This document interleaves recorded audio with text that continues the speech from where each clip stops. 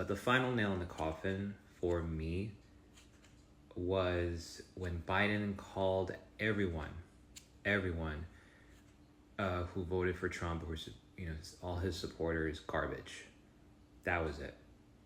That was basically my,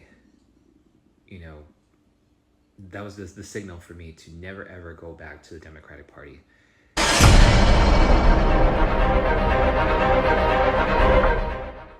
So I decided to hop on this trend of walking away. For those of you who don't know, it refers to the hashtag walking away in the sense that people are telling the story of how they walked away from the Democrat left party. And I decided to go ahead and provide you guys with some facts about why I walked away. So anyway, just to give you guys, the facts of what happened. I started to walk away from the Democratic Party when I started doing my own research, when I did not rely on mainstream media. Because the more I was looking into mainstream media about Donald Trump, about Republicans, I started to see a lot of inaccuracies. And one of the things I noticed was that they were editing a lot of his interviews. They were just painting him in a very bad light.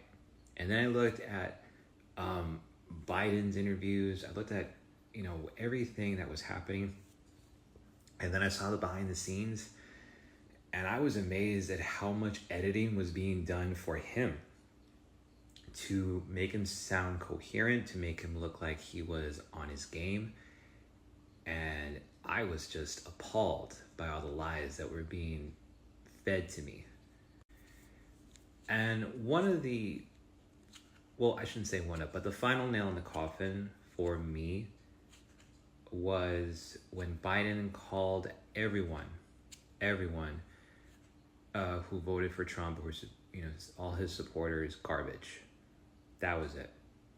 That was basically my, that was the signal for me to never ever go back to the Democratic Party. And it has been proven true that the Democratic Party is full of people who are hypocrites. I'm not saying everyone is a hypocrite. There are people in my family who vote Democrat, and they're wonderful people. I love them, but for the most part, there are people who I see on television. There's people who I see on the streets who are just vile, who wish death upon Republicans, who sneer whenever you mentioned something that the Republican Party has done correct, or that is trying to benefit the country. They're just full of it. And one of the things I did notice also was, if you don't agree with them, they are quick to paint you as someone who is racist, sexist, homophobic, everything that under the sun.